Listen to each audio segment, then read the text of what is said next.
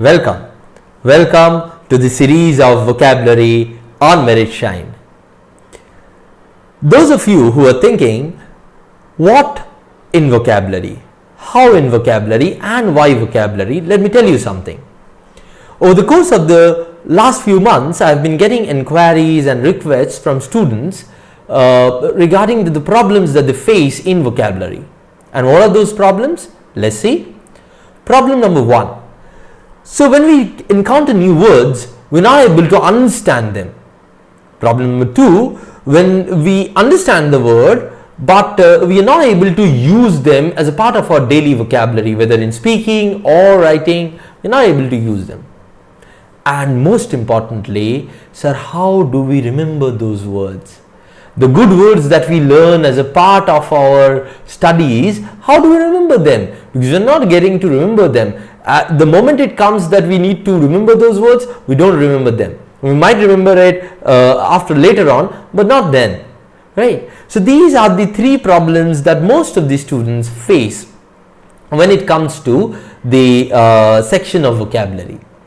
Now, most competitive exams nowadays do not give direct vocabulary questions, but vocabulary questions on the basis of application of vocabulary questions are there in all exams, right? So being good at vocabulary would not only solve the purpose of giving you confidence in handling your communication, but it will also give you a good score in your competitive exams that you are targeting, right?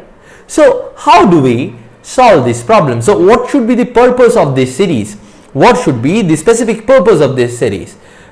So that we go towards or move towards the solution of these 3 problems that you have shared with me. The purpose should be very simple. We should be able to learn and understand new words through the lectures of this series. Second, we should learn to use them as a part of our daily vocabulary, right? As a part of our daily conversation, both written and verbal. And most importantly, there should be a technique to remember these words, so that whenever necessary, we are able to use them, or whenever necessary, we are able to find out or remember the meaning or the contextual significance of these words. So this should be, according to me, the purpose of this series, and this is going to be the purpose of the vocabulary series that we are starting today. But before we start on with the first lecture, let's look at 2 sentences. The cacophony of the ebullient ox emanating from the infernal pits of Isengard mired the peace of the forest of Fungorn. It was a clear indicator to Gandalf of the genocide that Saruman was planning. That was the first sentence. Second sentence. Misopedic criminals like child traffickers feign camaraderie with their target child, often using their grandiloquence to attract the child towards themselves.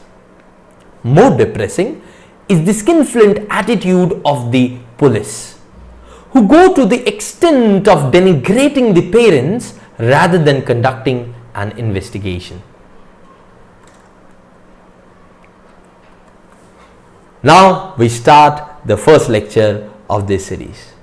But before we move on to go with the topics agenda, let's talk about attitude first. Let's talk about our attitude towards the language of English and words in specific. Right? You must be thinking, what is the significance of the last 2 sentences? Now, there must have been, or there might have been 3, 4 or maybe more than 5, 6 words in those 2 sentences which you do not know, or which you do not exactly know how to use. By the end of the lecture, there should be a specific purpose to every lecture. By the end of today's lecture, you not only know about these words, you will not only understand the usage of these words, but you'll also get a technique how to remember those words, so that even after 20 years you need to use those words, you're able to use those words with confidence, without any doubt, right? So that is the specific purpose of today's class. Now coming to your attitude first, because we need to talk to talk about your attitude to make this happen. To make the magic of remembering difficult words happen, we need to talk about your attitude first. And what do I need to talk about it? Let's see. When you saw the last two sentences, what was your attitude? Was it, oh no, so many unknown words? What if sir asks that what is the meaning of this sentence? We do not know, right? So let's see. If this was the attitude, so many words in English, it is so impossible to know all about them. It's such a defeating feeling that so many words, how can we know about them? Moreover, it's so impossible to remember them. What if in an exam, because all of us are targeting for a competitive exam, and so in an exam, the exam scenario always comes to our mind first. So if in an exam, a different word comes than the word that we learned, then we get panicky, right? And we start thinking, what will happen if what I'm studying would not come in there, right? Now, if these are the attitude, I will not be able to help you. The first thing that I would request from you today is to change this attitude, to change this oh no to oh yes. And what would that attitude entail? What that attitude should contain? These are the things that attitude should contain. So many words in English. It is so exciting to know about them. Excitement, fun rather than burden, right? Moreover, it will be impressive if I can use them, right? Rather than thinking that it would be impossible to remember them, think that it will be so impressive if you are able to use them in a context. What if in exam one of these words come, right? So your expectation is set in a different pattern, and that's the attitude I want from you.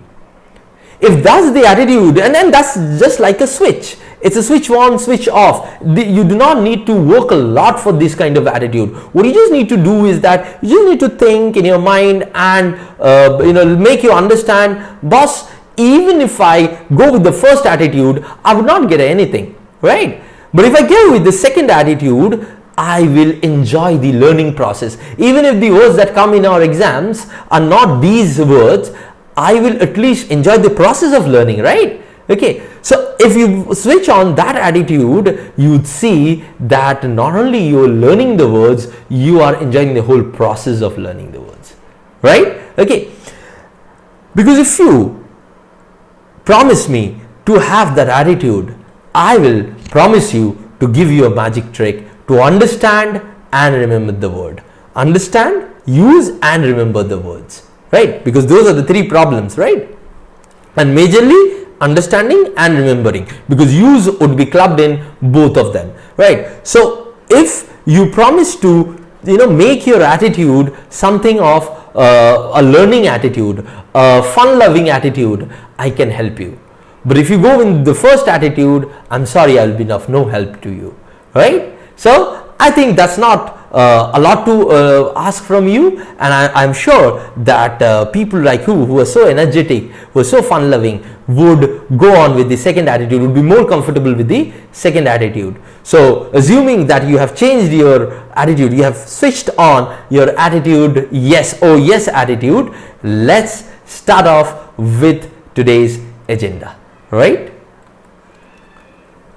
So I promised you magic trick, and here comes the magic trick of vocabulary. The name of my magic trick is the RAMSIR way. What does that mean? What were the two main problems that you were facing? Understand the word and remember the word. As I said, using the word comes inside understanding the word too and remembering the word too, right? Okay, so how do I solve the understanding the word problem? I solve it with RAM. I'll come to the meaning of it. And how do I solve the remembering the word problem? I solve it with SIR. And therefore together they make RAMSIR method of vocabulary, right? Now let's see what do I mean by RAM and how is it going to help us to understand the word. The first thing of RAM is R, and R expands to roots and meaning of the word, right? So R stands for roots and meaning. When I understand the meaning of the word, or when I have a grasp of the meaning of the word, I understand the meaning of the word. When I have the grasp of from where this word has come, that is roots, then I understand the word in a in a deeper manner, right? Now the second A stands for associate. Now what do we mean by associate?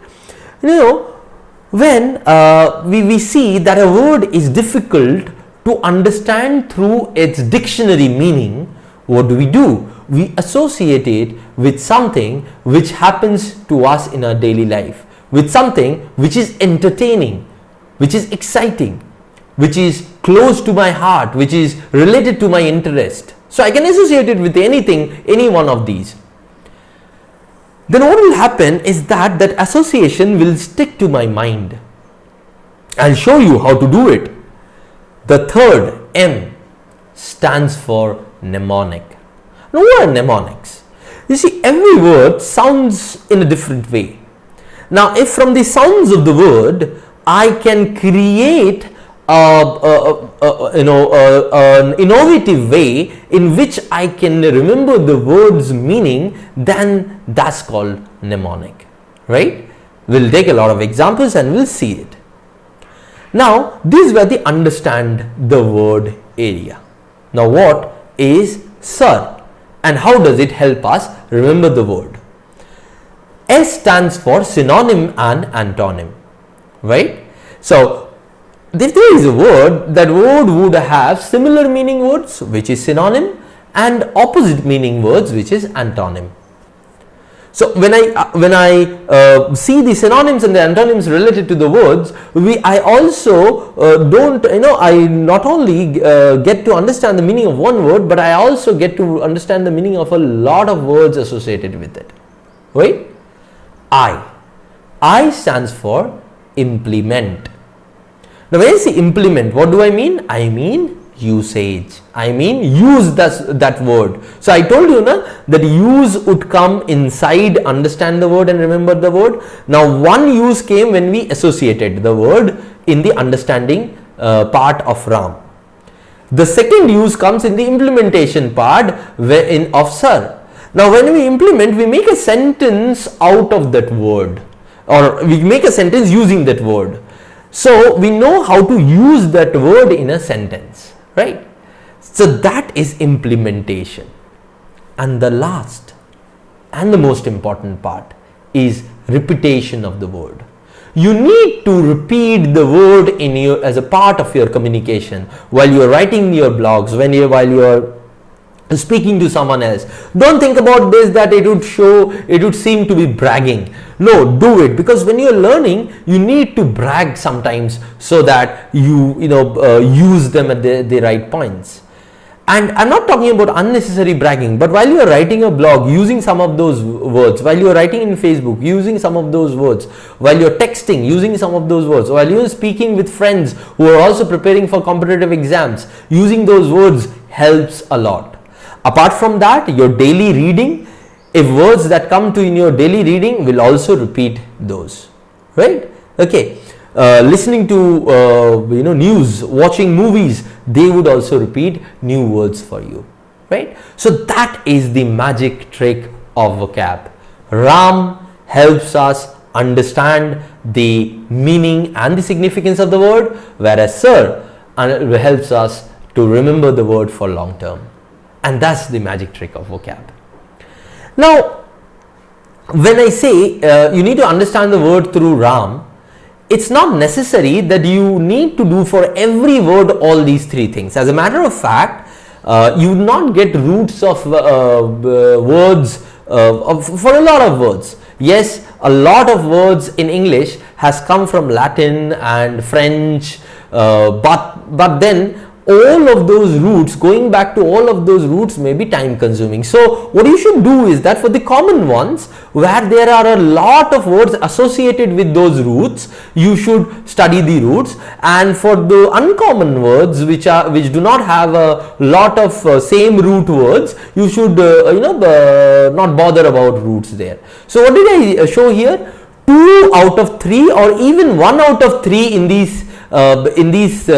RAM would do, right? You can only use the roots and meaning to understand the word. You can only use the association wala part to understand the word, or you can only use the mnemonic wala part to understand the word, right? Or you can use 2 out of these 3. But to remember the word, you need to do all the 3 jobs that has been asked to do in the SAR part of RAMSIR, right? So you need to know the synonyms and the antonyms of the word. You need to know the how to use that word in a sentence, and you need to repeat it. You need to use them again and again, right? So that was RAMSIR, and that's how you handle RAMSIR. Now, most of the times when we use RAM with anything, we want to show quality. And similarly, this trick is a quality trick for understanding and remembering the word. Okay, right? So let's move forward and see what is the agenda of today. That was our magic trick. But how do we use that magic trick? That's what going to be the agenda of today. So what I'm going to do is I'll do a RAMSIR of 10 words so that you understand the whole process, right? How do we implement this process in our home? How do we do it at our place is what we should do. Second, notice the process, the synonyms and the antonyms carefully. Write down the RAMSIR and the words in your copy, right? Do the same thing with the words that you learn in your daily reading, that you learn by yourself while you're reading your newspaper, while you're reading your novels. Do the same thing with those words too, right? As a matter of fact, in all subsequent vocabulary classes, we will just take up newer words and do a RAMSIR analysis of it, right? So you should be very much acquainted with the process of how to do it, right? Okay, so that is the agenda of today. So now before we start, we need to talk about how to make the copy of vocabulary, right? Because I told you that for the words that we are practicing, you should also put them in the copy, and for the words that you learn, you should make a copy too. So how to make that copy? So we'll discuss that and move forward and do those 10 words of today. So let's start off with how to make the copy of vocabulary. So this is your copy. So this is the sample that I have shown, that this is your notebook, right?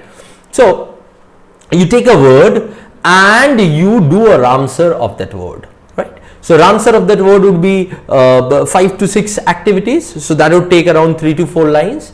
Now after you do those 3-4 lines, keep a gap. Keep a gap and write the word to and do the RAMSIR of the word to, right? In this way, there will be a gap between the first word and its RAMSIR and the second word and its RAMSIR, and then you put the third word and its RAMSIR.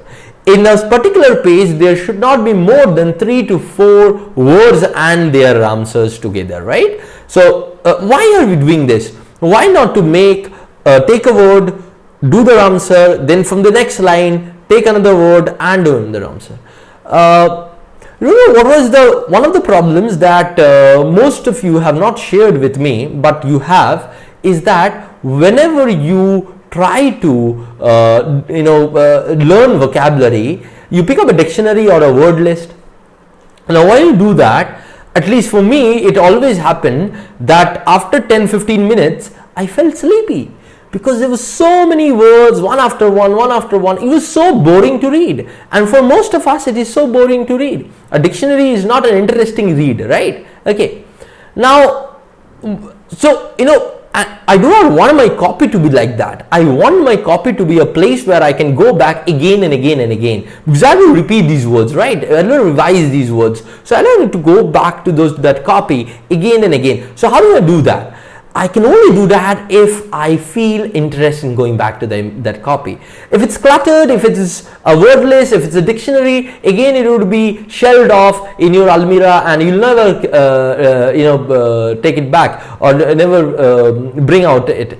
Now, but then after the first 10-15 days you will never bring it out. But I don't want that. We want that we use this notebook, we want that we use this vocab copy for a long time, and for that you need to design it, and that should be the design of your copy. Don't worry about wasting pages. That's not a waste, that's an investment, right? Okay, so we'll start with the first word of the first 10 of the 10 words of today. Our agenda of today is to do the RAMSIR of 10 words, and you should note those words in this format in your copy. So let's start. The first word is grandiloquent. Now let's do the RAMSIR analysis of grandiloquent. First, the roots and meaning. The meaning: speaking in a lofty, extravagant, colorful, pompous or bombastic style is what grandiloquent means. What is the root? What are the root words that are related to grandiloquent? The prefix is grandi, which means big. The root is loqui, which means to speak. There are a lot of words that come from the same root, like loquacious, a person who talks too much; eloquent, a fluent speaker; soliloquy, someone who talks to oneself; interlocution, a dialogue; colloquialism, local words; circumlocution, to talk in a roundabout way. So all of these words come from the same root of loqui, that is to speak, right? With different prefix or suffix, the meaning changes a little, but all of them are related to talking to in one way or the other. So that was R of Ram. So roots and meaning. Now let's associate. Now in this, I could not help myself associating with the man who is most well known for his grandiloquence, and he is none other than Shashi Tharoor. You remember the Twitter was on fire some months back on this particular quote of Shashi Tharoor. Just check it out. Exasperating farrago of distortions, misrepresentations and outright lies being broadcast by an unprincipled showman masquerading as a journalist. Wow. Right. So, the Twitter was like, oh my God, what is this? But essentially what he was trying to say is this: facts are mixed with opinions and lies and are being spread by a person who is essentially an actor but sells himself as a journalist. Now that's what he wanted to say, and that's what he said, but he said in such a manner. This is what is said, grandiloquence. This is what we say, a grandiloquent person, right?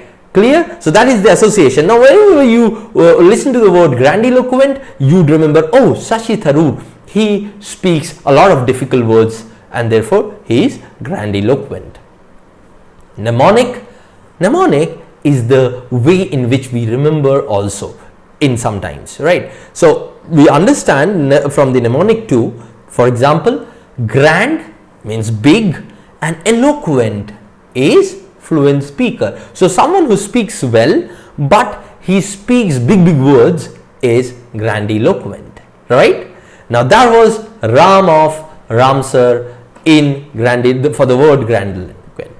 Now the sir part, synonym. The synonyms would be bombastic, bragging, ranting, etc., etc. Antonyms: unpretentious, concise, someone who speaks very concise, very short, to the point, right? Now implementation, implementation.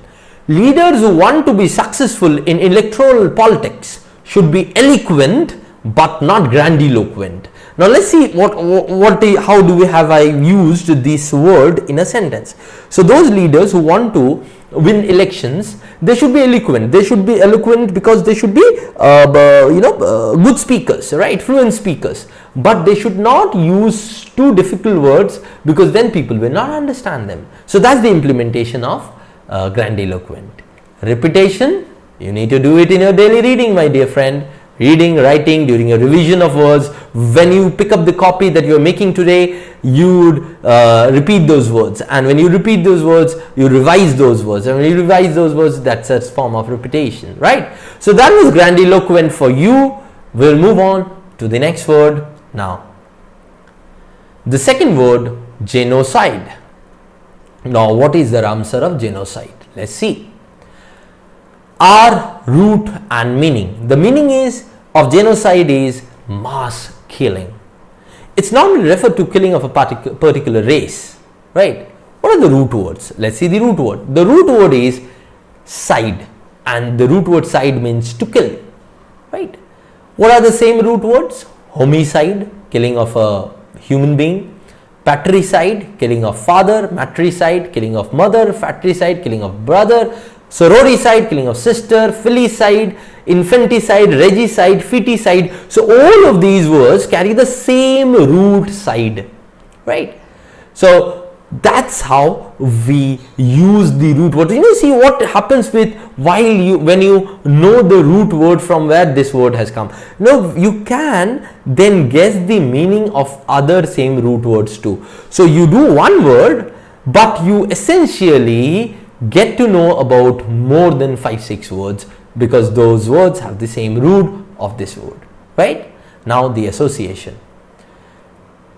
Adolf Hitler. Now Adolf Hitler was known for genocide of Jews. He killed so many, he mass murdered so many Jews, right? So that's how you associate genocide with Adolf Hitler. Whenever you think about Adolf Hitler, what do we think about? A killer, a mass killer, right? And that's how you associate the genocide word with him. Mnemonic. In this particular case, I couldn't find any mnemonic that I could share with you, but if you can find a mnemonic that is fitting, you are welcome to share it with us in the comment section of this video, right? Now, the SIR part, synonym, carnage, mass murder, slaughter, massacre, these are all synonyms of genocide. Antonyms, which are indirectly related, not directly related to genocide, but peace, toleration, these would be all indirectly related antonyms to genocide, right? Now please remember, when I say synonym, when I say antonym, I do not mean that synonyms are the exact meaning of the words. Synonyms are similar meaning words. So contextually, synonym words can be used very differently from the words that we are learning, right? And for that, reading is the only thing that would give you hint about how to use words in different ways. Similarly, antonyms are not the words which are exactly opposite of what the word that we are discussing. They are close opposites, right? So they are in a certain context, they can be used in a form which is just the opposite of what the word that we are studying, but in certain contexts they can be used in a very much different way, right? So that's what synonym and antonyms are. Now, implementation. Let's make a sentence out of genocide. Our independence was followed by a genocide that has hardly any parallels in human history. That means that all of us know that India's independence was had another event that happened at the same time, and that is the partition of India. Now in the partitions, millions of people died, and the effect of the partition still goes on, but millions of people died in that carnage, right? It was a genocide. Lakhs and lakhs of people were killed in both the sides of the border, right? So that was the kind of genocide, and human history has seldom seen such a parallel across the length and breadth of the history, right? Repetition, as I said, you need to do it in your daily reading, writing, and during your revision of the words. Now, the next word, cacophony. Let's see the RAMSIR of cacophony. First, the meaning. Cacophony means harsh sounds. Now, what is the root? The prefix caco means bad, harsh. Whereas the root phone, phono or phone means sound. So when you join both of them, you get bad sound, harsh sounds, right? What are the same root words? Euphonic, which means pleasant sounding, pleasant sound. Gramophone, an instrument which plays sound or music. Microphone. Phonetics, phonics, right? Phonetics is the sounds in a language, whereas phonics is teaching through sounds, right?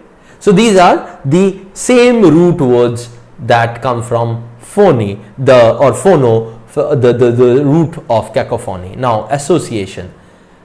Now this man is so irritated with so many sounds that are coming. In our daily life we have a cacophony of sounds, buses, trains, music, mics, whatnot, right? Mnemonic, cacophone. This is a Hindi mnemonic because I could, the best mnemonic that came to my mind at that point of time was a Hindi mnemonic. Cacophone. Kak is kawa. When I phone a kawa or a crow, right? A crow. When I phone a crow, what do you do? He or it, sings so shrilly, or he would speak so shrilly that my ears would hurt. So when we listen to crows, they are so harsh sounding that we make them go away, right? So the way crows sound, kak sounds, is cacophony. Now synonyms: noise, discord, din, dissonance, racket. Antonyms: harmony, euphony, quiet, calm, serenity, tranquility, right? So all of these in some way or the other are antonym words for cacophony, right? Implementation. Let's make a sentence out of cacophony. The cacophony that is created by our member of parliaments ensure that less work is done in the parliament sessions. Now, I don't know whether you agree with me or not, but sometimes I feel that in parliament people shout just for the sake of shouting, right? So the cacophony that they create ensures that bills are not passed, things are not done, job is not done, and that's not that's not something that is happening for the last 10 years or 12 years or 15 years. That has been happening for God knows from the day our democracy has started, right? Okay, so what was the cacophony? Cacophony is so much noise that is created by the members of parliaments, right? Okay, so that is cacophony. The next word is MISOPEDIA. Let's see the RAMSIR. It's a very uncommon word, but it's a word that because uncommon words have a chance of coming in exams too. So I have put in some uncommon words too. What MISOPEDIA means is hating of children. Now what are the root? What is the root? Now the prefix mis means hate. Or doing something wrong to someone, right? Whereas ped or ped means children, pediatrics or then pediatrics is a person, or pediatrician is a person who is a child specialist, who is a doctor who treats child, right? So now what are the same root words? And here the root that we are taking is the prefix mis. Misnomer. When I use a wrong name, then it's misnomer. Misanthrope. When I hate mankind as a whole, then it's misanthrope. Misandry. When I hate man, the gender man as a whole, then it's misandry. Misogyny, which means when I hate the gender woman as a whole, that means misogyny. Misconstrue, wrong understanding of something. Misdemeanor, mischief. So all of these words are prefixed with mis, and where mix means either hate or wrong understanding or doing wrong to something, right? Now what's the association? Let's see. Sridevi in Mr. India. Now Sridevi, if you remember the Sridevi's character in Mr. India, before she got friendly with the children, was misopedic, right? She was misopedic. She hated children like anything, and that's why she asked Anil Kapoor whether there are any children in the house, and Anil Kapoor said no, there is no children in the house, before renting it out, before Anil Kapoor let out the room for rent to Sri Devi, he said there is no children because Sri Devi hated children. So that hate of children is misopedia, right? Now, mnemonic, you can remember this, it's another Hindi mnemonic, and that is MISOPEDIA, Miss, that's madam, teacher, MISOPEDIA, because she is suffering from misopedia. Okay, right? So it makes a rhyme. MISOPEDIA because she is suffering from misopedia. So you can use these kinds of stuff to remember. Now you see, mnemonics are some things that that you can create, and you are more. I presume that you are more creative than me at what you do, and you would be able to come with mnemonics much better than me. And if you come with better mnemonics, please do post it in the group, in the YouTube comment section, right? So that everyone can see and enjoy those mnemonics. Now the SIR part of RAMSIR in misopedia. The synonyms: loathing children, hating youngsters. These are the synonyms. There are no direct synonyms because, as I said, it's a very uncommon word. It's a very specific word. Antonyms: avuncular. Now, what's avuncular? Avuncular, the root word, it means it's uncle, right? So if we have loving uncles, so that would be antonyms to misopedia, right? So avuncular has nowadays not only mean uncle, there is anyone who loves children is said avuncular. Loving and considerate towards children becomes another phrase which can be used as an antonym to misopedia. Now, how do I implement it? The rising rates of crime against children in our society clearly shows that we are suffering from misopedia. See, every day when we open our papers, we see so many crime against children. Now, this clearly shows that our society suffers from a sort of hatred towards children in general, right? Misogyny, misopedia are very common things in our society, right? So that's the implementation. You see, we see children in traffic signals begging, right? And their parents allowing it, or the people who are handling them, beating them to do it. So there is such a misopedic culture that we have built up over a period of time. The law needs to do something about it. We need to do something about it. Not only the government, but we also need to do something about it. But first of all, we need to identify that yes, there is a problem, and this is a problem, right? So that was misopedia, and then we move on to the next word, and that is infernal. Now, what is infernal? Let's do the RAMSIR of infernal. Infernal means as bad as hell.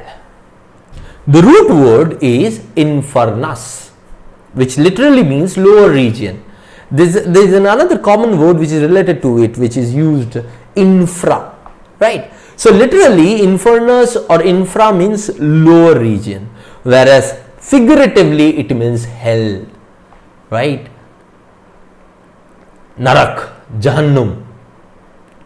So the same root words with the words that we can use is infrastructure, infrared, below, a structure that is at the background or the below, at the lower regions. Infrared, infrared is below the spectrum, right? So these are the words, same root words that come from the literal meaning of infernus. From the figurative meaning, we have only infernal. Now, association, an atomic bomb explosion. When an atom bomb explodes, it's inferno. Inferno is hell's fire, right? In Greek mythology, Hades had a fire in hell, and that was inferno. You must have heard about Dante's Inferno. Now that's the kind of situation that's created by the atomic bomb blast. There are accounts in Hiroshima and Nagasaki when after the atomic blast, people who were residing 100 kilometers away or even 70-80 kilometers away from these two places, they felt the the blistering heat from those explosions, right? Okay, so that is association. I couldn't think of a more apt association than what would be created if atomic bomb blasts. Mnemonic: in furnace, infernal, in furnace, it is hell, right? So if you go to a steel plant, there will be a furnace and it's so boiling hot, right? It's hell, it's hell-like conditions, right? Okay, now let's see the sir part of it. Synonyms: hellish, diabolical, damnable. Now damnable is more from a perspective of, when we use infernal to describe a character. He is an infernal character, may mean two things. One, he is a very bad character, or he is a very irritating character. So both of these things can be used, and for the irritating one, damnable is something that is used a lot of times. Antonyms: laudable, praiseworthy, someone who can be praised, someone who can be lauded, someone who can be commended, commendable, right? Let's implement it.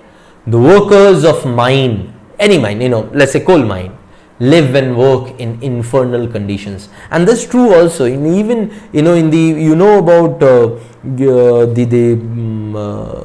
movie. There was this movie, I am not remembering the name. Leonardo DiCaprio was there. I think it was Blood Diamond. They showed the working conditions of the diamond mines in Africa. They were infernal. Kids were holding guns and shooting people without mercy. So those were infernal conditions, hellish like conditions, as bad as hell, right? So diabolical, okay, I wanted to also show you that diabolical has a very specific use. Diabolical is a person who has the character of a devil, right? He has a very, very bad character, whereas damnable is someone who is irritating, right? Now the next word, camaraderie. Now RAMSIR of camaraderie. Camaraderie means a feeling of friendship and trust, right? The root word is comrade. You must have heard about the word comrade. Comrade means ally, friend, right? Now how do we associate it? The famous Jodi, the famous camaraderie between Jay and Viru, right? One of the most often quoted friendship duos in silver screen. Mnemonic: camaraderie. Again a Hindi mnemonic can be created from this. कमरा share करे तो कमरादरी है. So जिनके साथ हम कमरा share कर सकते हैं उनके साथ camaraderie है. So with those people, कमरा means a room. So with those people we can share a room, we have friendship with them, trust with them, right? How do we, what are the synonyms? Synonyms: friendship, companionship, fellowship. Antonyms: enmity, implementation. Let's make a sentence. The 2011 World Cup winning team, Indian team, had a lot of camaraderie, right? Again, as I said, repetition, you need to do it in your daily reading, writing, and during your revision of the words. Now, whenever you do a repetition, or even if you want to do a association, write the name of your best friend and write a sentence that you and your best friend share a lot of camaraderie. Now what will happen whenever the word of camaraderie would come, your best friend's image would come into your mind, and what will happen is that you will never forget the sort of meaning of that word, because you have implemented the word associating it with your friend, right? Okay, now the next word, skinflint. RAMSIR of skinflint. Skinflint meaning miser, very unwilling to spend. Now there is no root, as I said, that some for some words I will give you root, for some words I'll not give you roots, because to find out the roots it becomes a very long process, and it is not giving me as much advantage as if it was a word which has multiple same root words. So for the last two words you must have seen that I am not giving you roots, because the roots are either not present because they are English words, or the roots are so specific that I'll not get to know a lot of words from those words, right? Miser, very unwilling to spend, is what skinflint means, a person who does not want to spend. Conjuse. Association, Uncle Scrooge of DuckTales, remember? He was so miser. He was a skinflint person. What did he do? He did not spend even a paisa for his nephews, right? Even if he has to had to spend something, a shilling, he would think a lot, right? And he had a pool of gold, and he used to swim in that pool of gold, right? Mnemonic: skin, fly and eat. Translate it into Hindi: makhi choose. Makhi choose, kanjoos. We say in Hindi, na, kanjoos makhi choose. Now when I break this skinflint word, skin, fly, eat, right? Makhi choose, kanjoos, and that's how you remember skinflint. Synonym: frugal, parsimonious, niggardly. All of these words are similar in meaning with skinflint. As a matter of fact, parsimonious, niggardly and frugal are same meaning word. You can replace, in the place of skinflint, you can use them. Antonyms: generous, big-hearted, prodigal. All of these are antonyms. Implementation: let's make a sentence. Shylock, the famous character or the infamous character of Merchant of Venice. Shylock is considered by many as a perfect specimen of a skinflint man, right? So in the Merchant of Venice, Shylock is portrayed as a person who is very miser, who is very hard on spending money, right? He was a moneylender, so he's a perfect specimen of skinflint man, right? Next word: ebullient. RAMSIR of ebullient. First, the meaning. The meaning is cheerful and full of energy. Association: they are enjoying, isn't it? These people are enjoying. Mnemonic: ebullient. Extra, B for boiling, E for extra, B for boiling, enjoyment. Ebullient. Extra boiling enjoyment. When you boil with enjoyment, when you do a lot of antics with enjoyment, is when you are ebullient. Let's see the synonym: exuberant, buoyant, joyful, cheerful, merry, euphoric, jubilant. All of these are synonyms of ebullient. Antonyms: depressed, sad, feeling down. Implementation: let's make a sentence. The crowds became ebullient when they got to know that Shivagami has chosen Bahubali over Bhalal Dev. So when after the war with Kalkeya, Shivagami chose Bahubali over Bhalal Dev, all of the crowd, the people started celebrating, started clapping. Now they were ebullient, they were very happy, they were cheerful and full of energy, right? Next word: denigrate. RAMSIR of denigrate. First, the meaning. To criticize unfairly is what denigrate means. Now, what are the roots? Let's see. D, the prefix D means completely. Completely, it's in a complete manner. The root nigrare or nigrate comes from the word nigrare. Now, nigrare means black. Now, you have heard a lot of same root words with this. For example, nigillus. Nigillus means somewhat black. Nigrita means blackness. And the most infamous one, negro, that was a slang for dark-skinned people used in United States and even Africa, right? So all of these words come from the root word nigrare. How do I associate? Remember this man in Gladiator, the evil king who was at behind the life of behind the life of our hero. And what he is doing in this particular scene, if you remember in Gladiator, even if the character, our protagonist, won, he did not give a thumbs up. He gave a thumbs down. Now that's denigrating. He criticized it unfairly, right? Mnemonic: D, the. A lot of times we use the denigrate, de as the. The guy nahi great is denigrate. The guy nahi great is denigrate. Mnemonic. You can create a mnemonic again. English mnemonic, Hindi and English mixed. Now the sir part, the remembering part. Disparage, synonym, disparage, belittle, diminish, deprecate, cast aspersions, defame, slander, insult, all of these are in some way or the other synonyms of denigrate. Antonyms, extol, praise, right? All of these, Lord, all of these are antonyms of denigrate. Implementation, let's make a sentence. In the Arushi murder case, media houses irresponsibly tried to denigrate the parents without even waiting for the court verdict.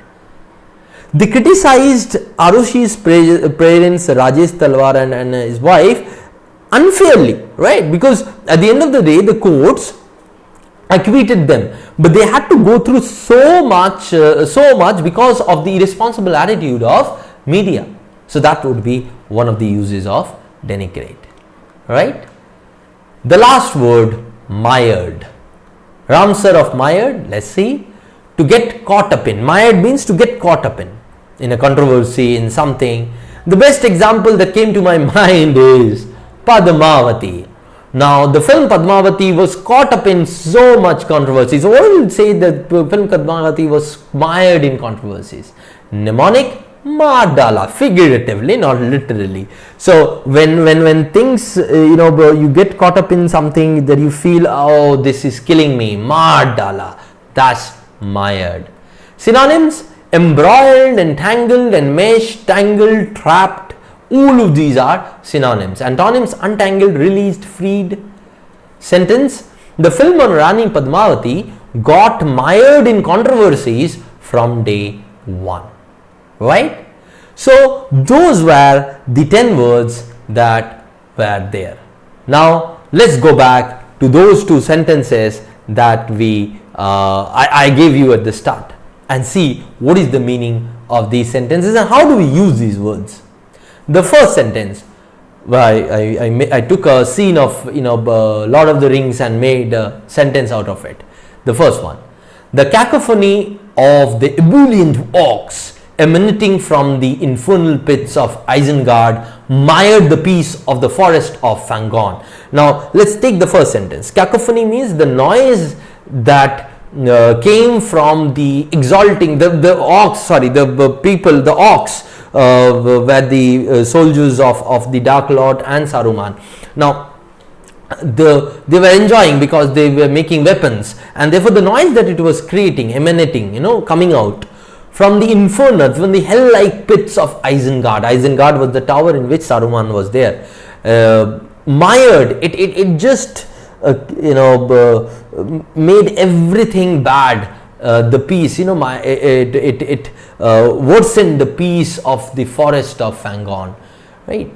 It was a clear indicator to Gandalf of the genocide, of the mass killing that Saruman was planning.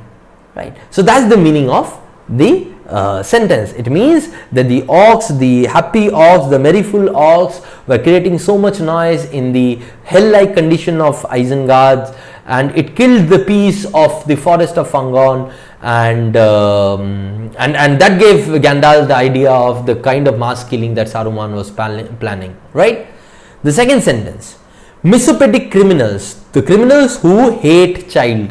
Example, child traffickers. Fiend means they show camaraderie with the child that they are targeting, because child traffickers first kidnap the child, so they're targeting, they make friendship with them, often using their grandiloquence, their ability to speak big, to drag the child towards themselves. So the child gets attracted by good words and go towards them. More depressing is the skinflint attitude of the police. The police is, now here skinflint is not used in the form of not willing to spend money, but here skinflint is used in a figurative manner, right? And how is it's a figurative manner? Their attitude is skinflint. Their attitude is of a person who is miser in his attitude, not in spending money, but miser in his attitude, in his mentality. And that was the police does, because when they go to this extent that they criticize, denigrate the parents unfairly, it is due to you that your child has run away, right? And they don't conduct an investigation and start blaming the parents. So that's what the meaning of this sentence was, right? The criminals who hate children, they make friendship with children with the kind of good words, big words that they speak, attract the children toward themselves, and then they kidnap, and the parents go to the police with their attitude, with their skinflint attitude, with their attitude which is not very big hearted. They denigrate, they criticize unfairly the parents, right? So, summary of today's lecture, the RAM survey. First, understand the word. How do we understand the word and how do we remember the word? RAM helps us understand the word. Roots and meaning, R for roots and meaning, A for associate, M for mnemonic. Whereas SIR helps us remember the word. S for synonym and antonym, I for implement, and R for repeat. So, RAM helps us understand the word, SIR helps us remember the word, and I showed you how to use them for words and how to remember those words, right? So that was what RAMSIR was. I'll also repeat how to how to implement the RAMSIR at your own place. This is the way you implement the RAMSIR at your own place. You take a word, you make a RAMSIR of that word 1. Keep a gap so that you don't get bored when you are revising it. Then word 2, RAMSIR of word 2, then word 3, and RAMSIR of word 3. So this is the way you will make your copy of vocabulary, and then you will see that all the words that you learn, you are able to remember, you are able to use them, implement them, and you are getting better and better at them, right? And so that would be all for today, and that's how you have to start learning words over the course of the next few lectures in vocabulary. I will be in class, I'll be giving you words, we'll be doing this RAMSIR for those new words, but your learning should not be only limited to those sessions, but your learning through the RAMSIR technique should go on to your daily reading too, right? Okay, so that's all for today, but before we log off today, let's think about, let's make a list of the do's and the don'ts. Don't mug up dictionary meanings. If you have noticed that I have focused on understanding the word and usage of the word and not mugging up the dictionary meanings. So don't waste your time there. Learn the usage. Use the learnt word in your own writings, in your own blogs, in your own Facebook, right? Use the words. And most importantly, read a lot. I talked about repetition. Now, imagine the words that you learn today, they get repeated in one of the readings that you are doing in a book or a newspaper. You will be so happy. You would feel, oh, this is the word that I have seen, and I know the meaning of this word. You'd feel so confident, right? Okay, so that's the way in which we become good at vocab. So that will be all for today. Thank you and all the best.